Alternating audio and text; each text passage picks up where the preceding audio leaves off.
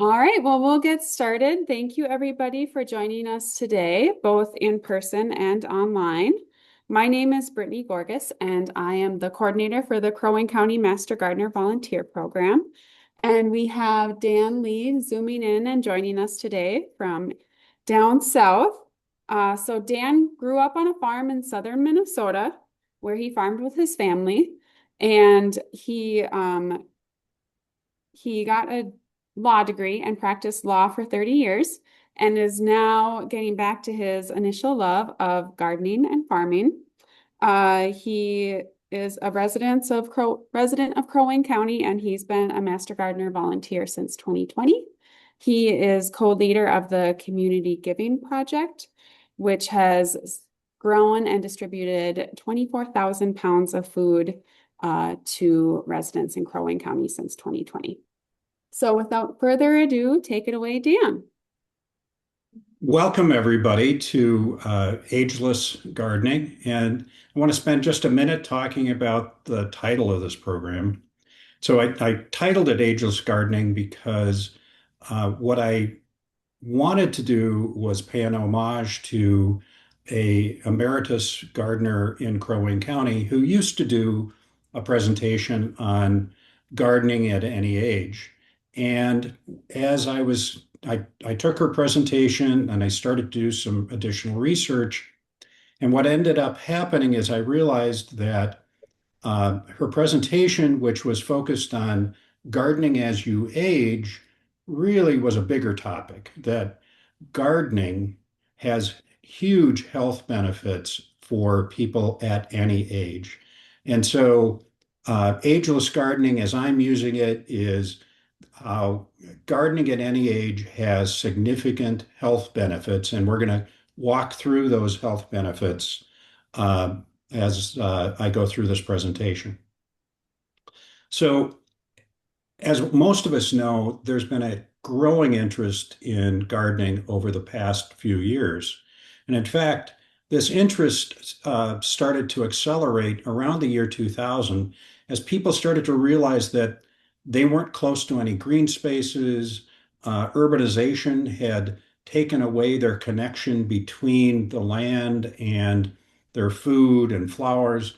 And so there's started to be this grassroots movement toward more gardening and gardening activities. That, of course, was accelerated dramatically in the year 2000 with the COVID pandemic when everybody was staying at home. They were looking for things to do. They were looking for ways to supplement their food sources, and gardening just skyrocketed in uh, uh, activity. What I found when I was doing the research on gardening and its health benefits is that there's dozens and dozens of presentations and papers that have been written, but true to the scientific process, all of those papers are looking at a specific hypothesis. They're looking at a narrow topic, trying to determine if the hypothesis is correct by isolating as many of the variables as possible when they're doing their testing and writing their uh, papers, which of course are then peer reviewed if it's in a scientific journal. Well, that poses a lot of difficulties with regard to gardening. The first one is, what is gardening? Gardening can be somebody who has a couple of houseplants and takes care of them in their home. It can also be somebody that has a patio or a balcony where they've got some potted plants outdoors. It can be an in-ground garden or a raised bed garden. It can be as big as a farm. And for the purposes of this presentation, all of those things are considered gardening. And you'll see why as we go through the various benefits that gardening has on health. The thing to think about with gardening, as I've just defined it, is some of the benefits are going to be present in certain settings, and some are not going to be present. And the reason for that is the size, the scale, the setting that the gardening is being done. We'll talk a little bit about that as we go through individual topics. Of the dozens and dozens of presentations that I read and tried to summarize, it became clear that there were certain topics that were reoccurring themes throughout all of these presentations. And they are the ones that I have listed on this slide. Obviously, exercise, which is the one that most of us think about very quickly with gardening as a huge benefit to individuals who garden. You don't think as much about the impact on strength and dexterity. You don't think at all about vitamin D exposure, which has a huge health benefit. You don't think about the fact that you're getting out and you're getting a little exercise and your heart's pumping for heart health. For those of us that are vegetable gardeners, you don't think about the diet that's being improved very much. I know I certainly never thought about the boost to our immunity system that gardening can create. I did know, and I certainly have used gardening myself for stress and anxiety reduction. I used to go practicing law in a corporate setting, and I'd come home, and the first thing I'd want to do during the summer was change clothes and get out in the garden and use the stress reducing benefits of gardening to my advantage. I certainly didn't think about the fact that it made me happier. I didn't think about the fact that it was making me use my brain more for the cognitive functions that it provides. I did know that it gave me a sense of purpose because when I would produce vegetables and consume them or give them away, I felt this sense of accomplishment, but I didn't really explore it very much. I know I didn't think about mindfulness because I hadn't taken up yoga at all at that point in my life. And I certainly didn't think about social interaction or a sense of community because at the time I was doing this, I wanted to be alone. I just wanted to be in the garden and I just wanted to have some peace and some quiet. So we're going to take all of these things and break them down and talk a little bit about each one of these topics over the next few minutes. So let's start with the psychological versus physical benefits of gardening. There certainly are psychological and physical benefits. Some of them are going to be present in certain settings, some of them are not. In some situations, you may have an overabundance of physical positive benefits. In other situations, it may be more focused on the psychological benefits. It also depends on the specific types of motions that you're using in the type of gardening you're doing, the intensity, as well as are you doing it indoors? Are you doing outdoors? Are you doing it on a large scale with equipment? The bottom line in this is these benefits that we're talking about, some of them are going to be present in any type of gardening as I've defined it, which is from very small indoor plants all the way up to large scale farming. I found this table in one of the presentations that I was reading. I thought it was very interesting to see that over 84% of people feel that all of these things are true, with one exception, and that's the 38% of people use their garden to grow fruit and vegetables in the lower right-hand corner. Doing a little more research on this, I figured out why. So until the 1960s, 70s, and 80s, that number was actually much higher because a larger percentage of people had grown up on a farm, had gardened, were actually producing their own food up to that point. And what happened in the 60s, 70s, and 80s? Grocery stores and supermarkets. And so all of a sudden, people started to buy more and more of their fruits and vegetables in a controlled setting, such as these supermarkets. And so the number of people who saw the benefit of vegetable growing dropped dramatically in the 90s and early 2000s. And now it's actually going up. So this is actually a dated statistic. It's actually much higher, the percentage of people who believe that uh, using their garden to grow fruits and vegetables is of benefit to them. When you think about exercise, I think it's helpful to look at it in terms of the amount of your body that you're using, and that correlates to the benefit that you're getting out of the exercise. So, for example, if you're just sitting and you're using your hands and arms only while you're gardening, that's a relatively low level exercise. As soon as you start to use your body from the waist up, bending, reaching, digging, all of a sudden you're using a larger percentage of your body. And so that's a higher intensity exercise. And if you're out there walking and using a wheelbarrow, hoeing, doing things with your entire body, that starts to turn into a higher level of exercise. So the larger the portion of your body that you use, the higher the level of intensity of the exercise benefit that you're going to get. Being a science nerd, of course, I had to do a little further digging into this because I knew that someplace there had to be a method to determine exactly how beneficial exercise was from gardening to the human body.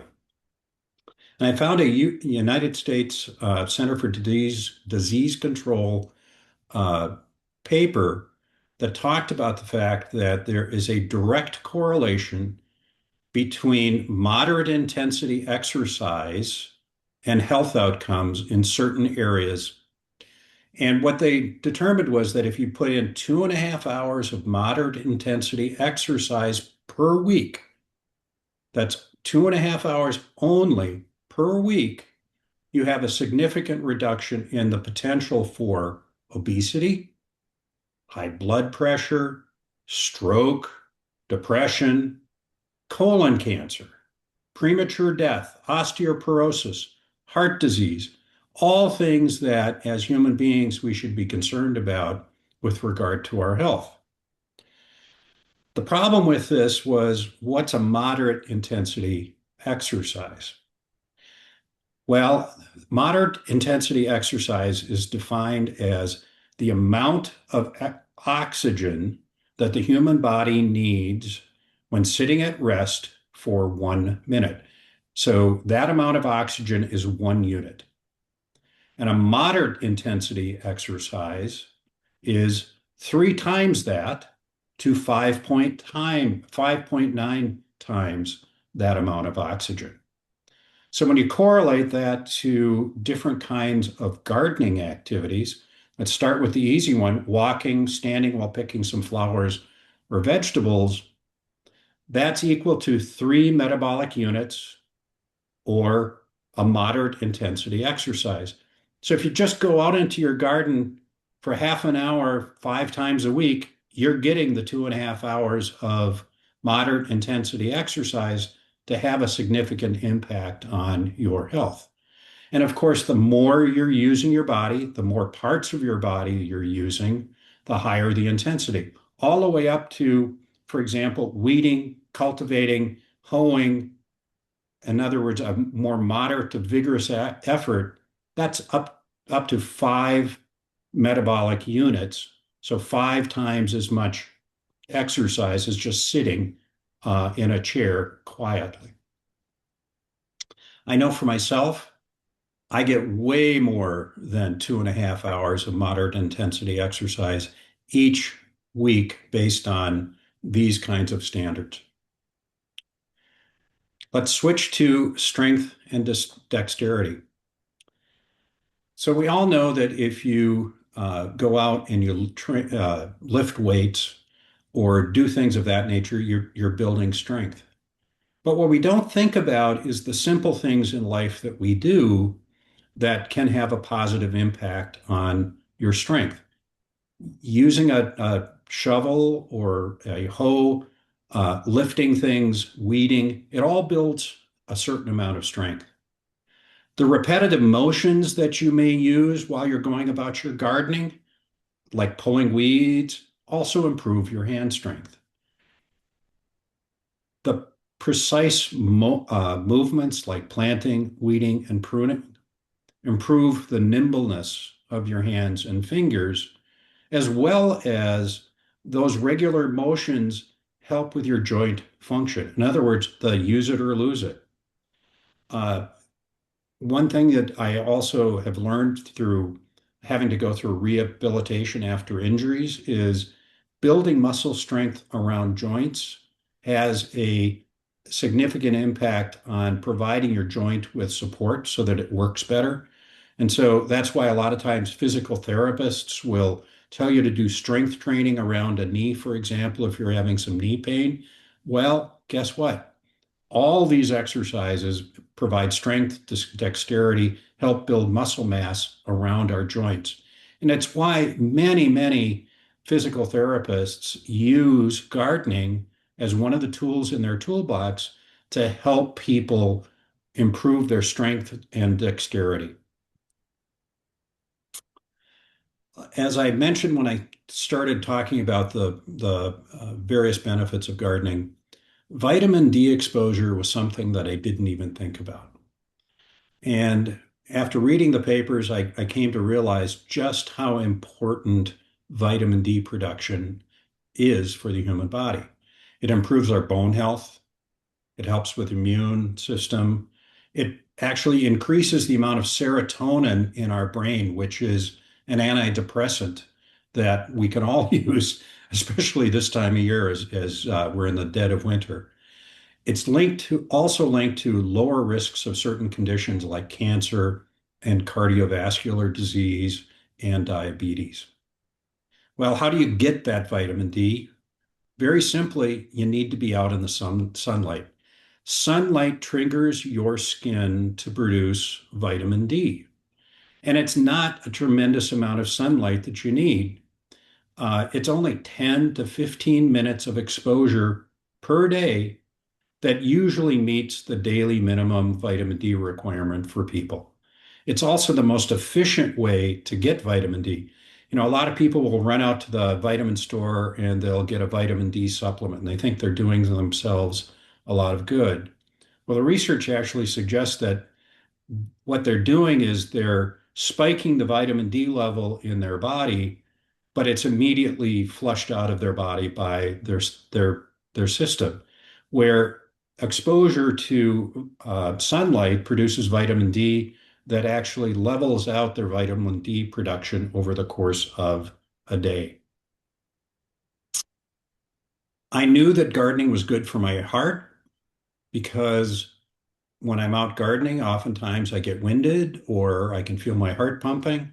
Well, true to form, the research suggests that any kind of activity where you get your heart rate up, you're improving your circulation, you're also improving your muscle strength because we forget that your muscles need blood circulating for the oxygen for those muscles to actually function and to continue to build new muscle.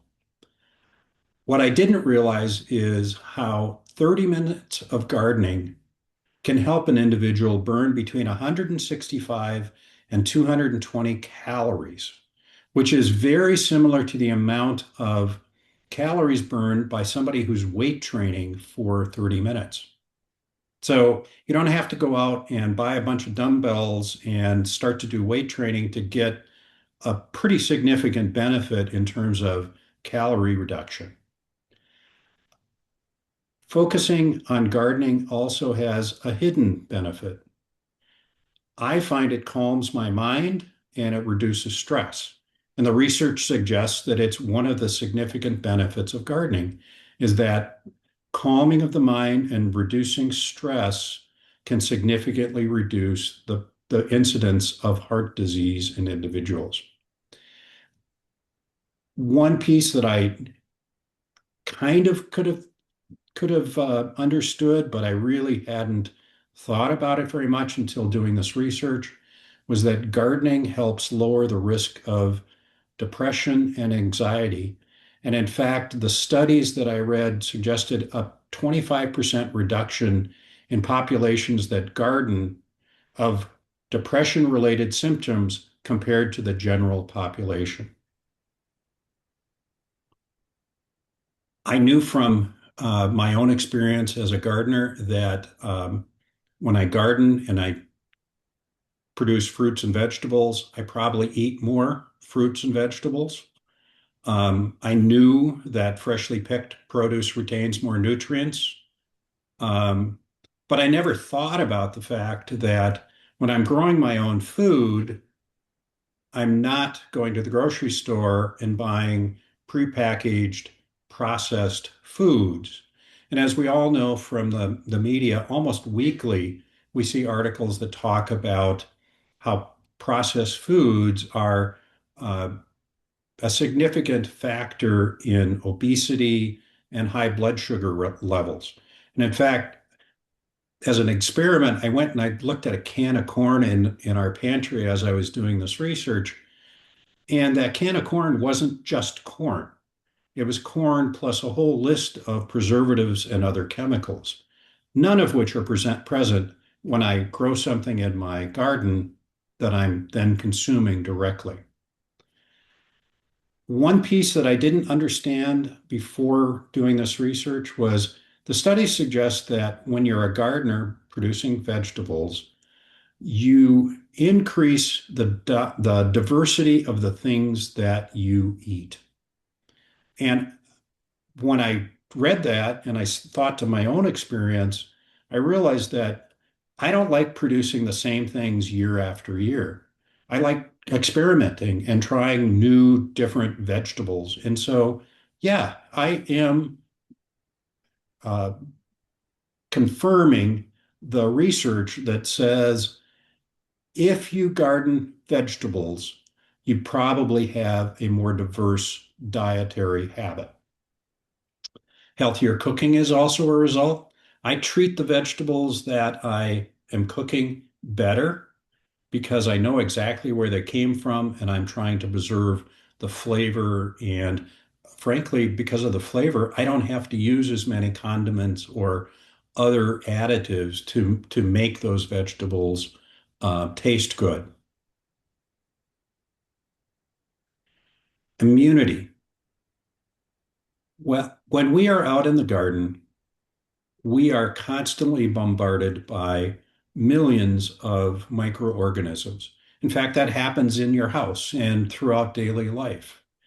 The thing about gardening, though, is the soil contains a tremendous amount of microorganisms. In fact, if it helps to think about the soil in your garden as a living organism.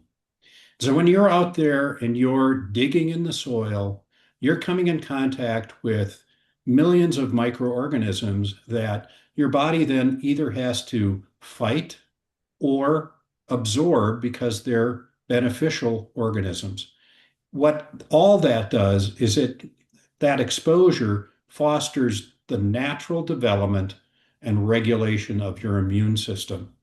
And it has a significant impact on diseases like allergies and asthma. Vitamin D production is also helpful for immune function. And all of those fresh vegetables that you're growing have more vitamins, minerals, antioxidants, and fiber, all of which are vital to producing a strong immune system.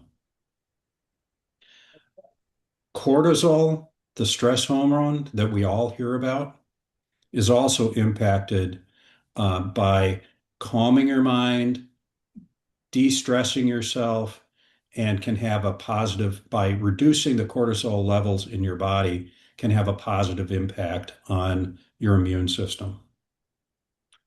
So now is the middle of the presentation test.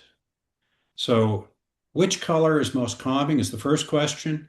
And the second question is, does the proximity to green space impact health?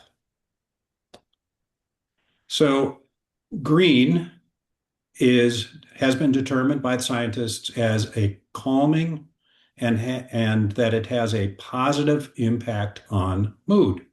In other words, if you want to be calm in your house, paint a wall green. And it lowers the perceived exertion of exercise. I never really thought about it until I read some of these studies. And next time you're in a health club, take a look at the carpeting or the walls. A lot of times they will be green in color. And the reason that they're painted green is it actually does lower the perceived amount of exertion while you're doing the exercise. The same thing happens when you're out in the garden. If you're around a lot of green, you're actually probably putting in more effort than you actually realize as you're gardening. Does the proximity of green space impact your health? Absolutely. Green spaces have a positive association with both physical and psychological health. In fact, one study looked at where your home is in relationship to a green space. And the closer you were to that green space, whether it's a park or woods or a garden, the closer you were, the better your health outcomes were over the course of your life. So the next time you think about moving, make sure that you've got green space as close as you can get it to wherever that home is. Stress and anxiety, two things in modern life that we all feel. They are difficult to deal with. But as I started out, when I was a lawyer, I'd come home and I had a large garden. I would immediately change, go out into the garden, and I'd start gardening. And one of the reasons was all I was doing was this repetitive task where I was clearing my mind and I was focusing on what I was doing. I was letting the stress of the day go in that activity. Gardening also has a significant impact on mood. The exposure to soil increases the amount of serotonin in your bloodstream, which is a mood regulation neurotransmitter. Nurturing plants, for me, has always given me a sense of accomplishment and purpose. Spending time with nature increases self-esteem and a general sense of happiness. And of course, there's that vitamin D again, which shows up whenever you're out in the sunlight. It also helps lower your blood pressure. You're getting some exercise, which helps reduce stress. And then we're going to get into this in more detail. Community gardens help people build connections and a sense of belonging, all of which can help reduce stress and anxiety.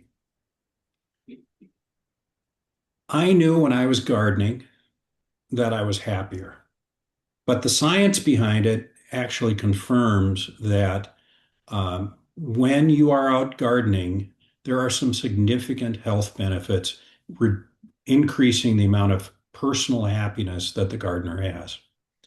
Um, the stress reduction, the physical activity, the release of feel-good hormones like dopamine in the activity, all helps with happiness. Garden clubs and community gardens uh, foster this connection between individuals. The routine is helpful for motivating and combating fatigue. I mean, when I would come home, I was so stressed out. I'd get in the garden. Half an hour later, I was like ready to go back to work the next day because I had gotten rid of the day's stress and had a clear mind. It also promotes this attention fatigue or alleviates attention fatigue and promotes calm in the mind, all of which help reduce stress. I can tell you that I never thought that gardening was helpful for cognitive function until starting to do this research. Planning and organizing a garden, which all of us are doing this time of year. We're getting the seed catalogs. We're thinking about the size of our garden plots. We're picking out the flowers that have the right colors and the right patterns, that are the right height, that are good companion plants. We're picking out the vegetables that we want to try. All of that helps with memory, attention control. It helps with the critical thinking of and problem solving of gardening. Nature also has a calming effect, which lowers stress, which leads to better cognitive performance. The physical activity increases blood flow to the brain. And whenever you get more circulation to the brain, getting more oxygen to the brain, and it helps with your neuron health and it helps with your brain cell function. And finally, gardening stimulates something called neuroplasticity, which is this remarkable ability of your brain to adapt to new situations or traumas. So, if nothing else, getting out and gardening significantly helps with cognitive function. We shouldn't underestimate having a sense of purpose and accomplishment. And this is at any age, whether you're young or old, it helps to have a sense of purpose and that you're doing something. Well, when I'm out gardening and I plant something, I feel responsible to make sure that that plant does well. And it provides me with some structure. I have to water it regularly. I have to weed around it. I have to do trimming and I have to harvest, whether it's a flower or a vegetable. Um, it provides this platform for me to boost my pride and self-esteem when I have success. It's also a very mindful, focused activity. You're not thinking about other things when you're out there gardening and you're working in your garden. What you're thinking about is what you're doing, which again goes back to this sense of calming in your mind.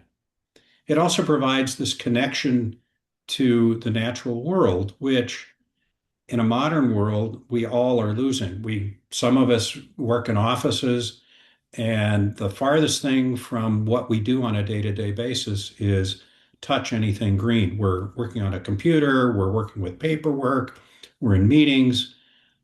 Gardening helps you ground yourself in what's really important, what life really is.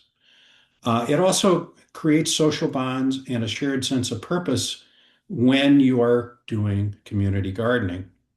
And as Brittany mentioned in her lead in Crow Wing County, we have something called the Community Giving Project.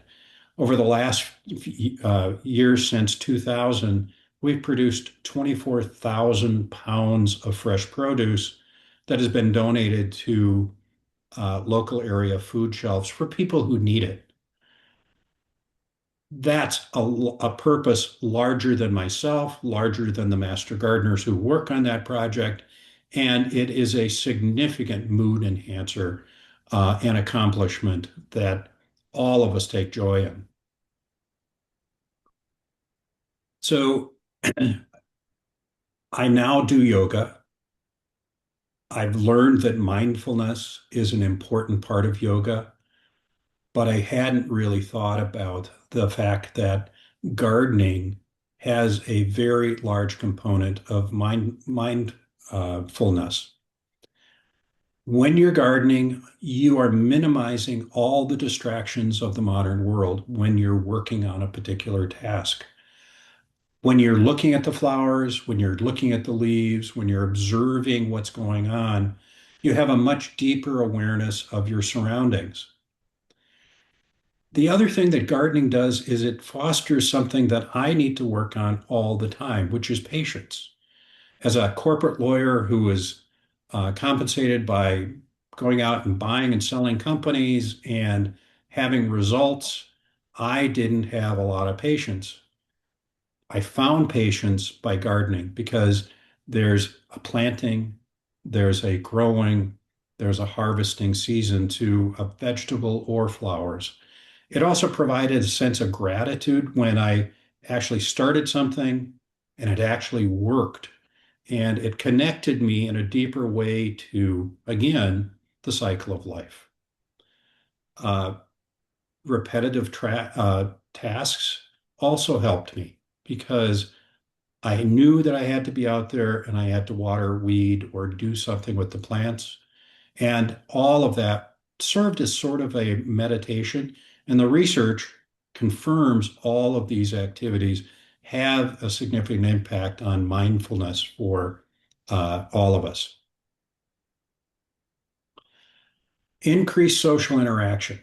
So, the reason this one's important is it gives people a way to connect with other like-minded people doing a task that, as part of it, combats the loneliness. You're now working with a group, you're building connections with them, you're building something that's bigger than yourself or that you might be able to do on your own.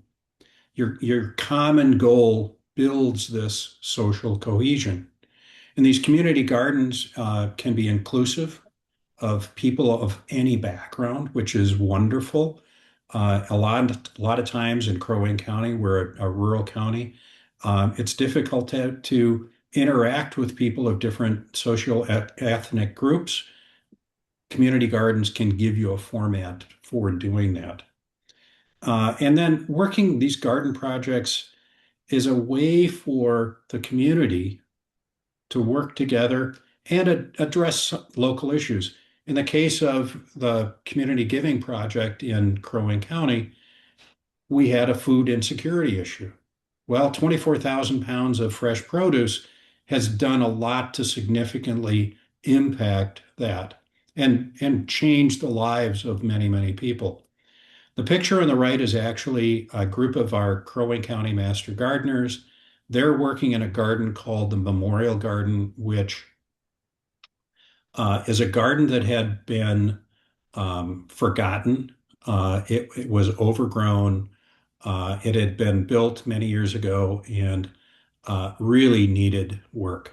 And a small group of the gardeners started renovating it a few years ago. That group has continued to grow. They've gotten it fairly well renovated. They've actually decided, well, let's adopt another garden across the road from where this particular garden is. And the bottom line is they've created this bond between each other. They feel the sense of accomplishment and the sense of responsibility to one another.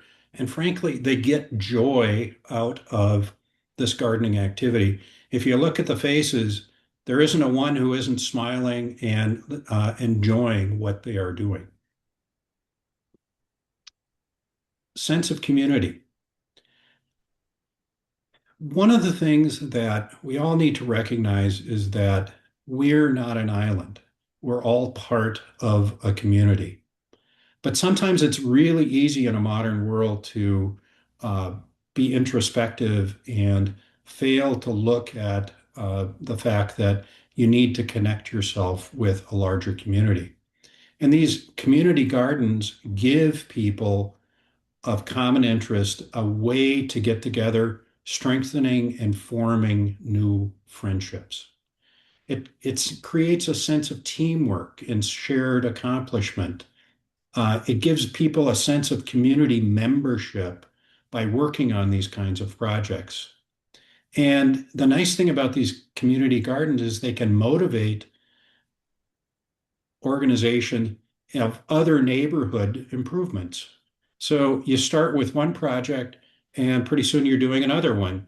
That's a great example is the memorial garden I just described, where they sort of renovated one side of the road and decided we're going to adopt the next one because that needs work too. And then locally grown food provides food security and a more self-sufficient and resilient community. And in Crow Wing County, we couldn't be more proud of the work that we have done in that particular area. So now I'm going to switch gears a little bit, and we're going to talk about the impact of gardening on different age groups. So let's start with children. We all know kids are distractible. They like to run around. Sometimes their problem solving is a little iffy. They sometimes have a hard time communicating. Well, get them involved in gardening, and it helps grow decision-making and problem-solving skills. It also helps them learn how to communicate with one another and with other adults. I love the fact that it also fosters a sense of patience because you may plant a seed today, but it takes a couple of weeks for that seed to emerge. And then it takes a few weeks and some careful care for that plant to grow. And along the way, they can measure the growth. They can see the impact of what they started as a seed along the course of the life cycle of that plant. And it gives them a sense of accomplishment and ownership in a way that screen time on a device is never going to give them. Another big benefit with kids is it provides them a fun outdoor way where they get some vitamin D uh, to learn about the scientific process and math and nutrition. It's also instilling this nature-friendly attitude to the natural world, something that when they're sitting in their house watching TV on a computer, on a device, they're probably not getting. And as we all know from all the media, screen time is a scourge both for children as well as adults. And so everything we can do to put some diversity in our activities during the day is a good thing. Traditional adults, so somewhere between the teens and retirement age. So the nice thing about gardening is it gives adults a source of physical activity that can help with their cardiovascular health. It can help with flexibility, stress. It lowers cortisol, and it generally improves well-being, as we have talked about with all of the different factors.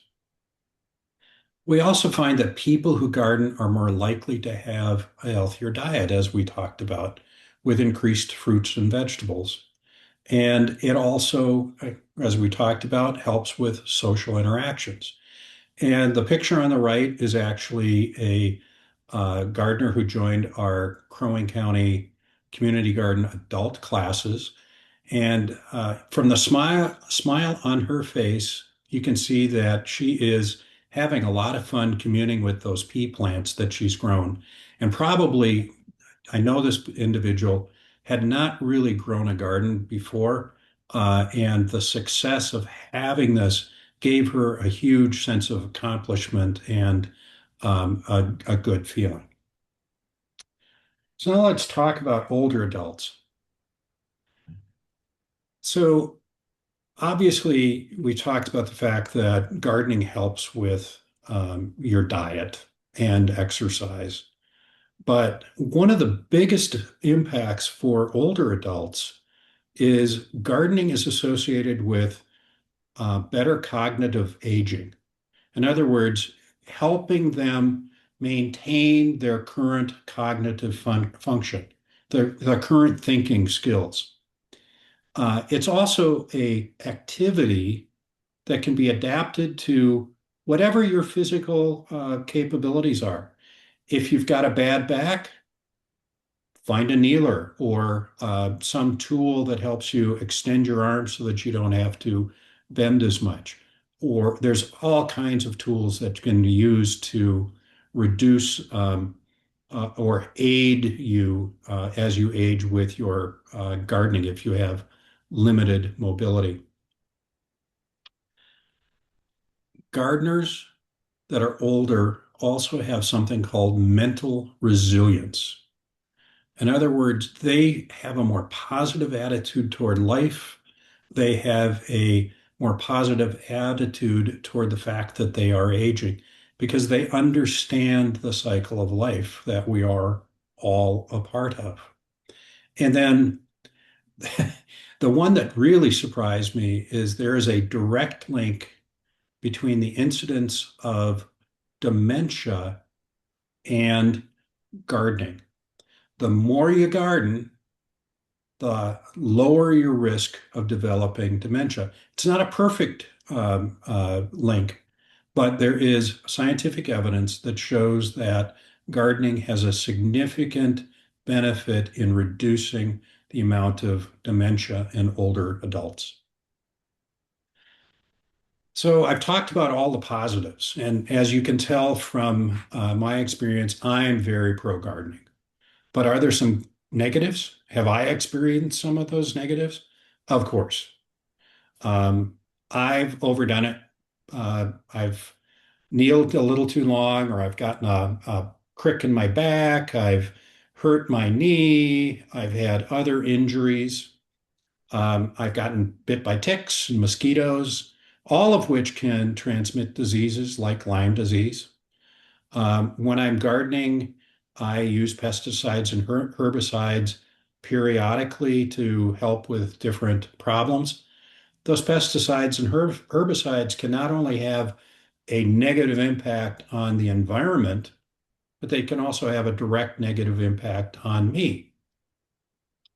Mold, I have allergies, is a significant problem for me. And mold spores in soil and compost can trigger allergies. Cuts and scrapes, you can't garden without getting some of them. They can become infected. And then there's, of course, those pesky things like poison ivy and wood nettles that can cause irritation to your skin. So there are some negatives to gardening. But the way you deal with them is you minimize those negative impacts by using your head. So first is start small with a space you can manage. And I can't overemphasize that. A lot of times in our adult gardening classes, I'll have people come up to me and talk about what they want to build and how they want to get started in their garden. And they have these grandiose ideas about how big a garden or raised bed garden they want to build. And I'm very careful to not hurt their exuberance, but get them to take a step back and think about how much time do I really have? How much space do I really have? And what's the right size garden for me to start with?